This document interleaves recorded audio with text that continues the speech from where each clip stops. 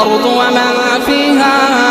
إن كنتم تعلمون سيقولون لله قل أفلا تذكرون قل من رب السماوات السبع ورب العرش العظيم سيقولون لله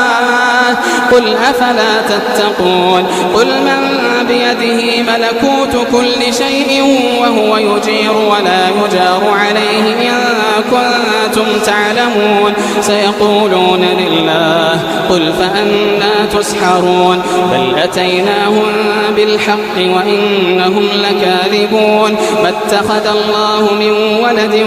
وما كان معه من إله إذا لذهب كل إله بما خلق ولعلى بعضهم على بعض سبحان الله عما يصفون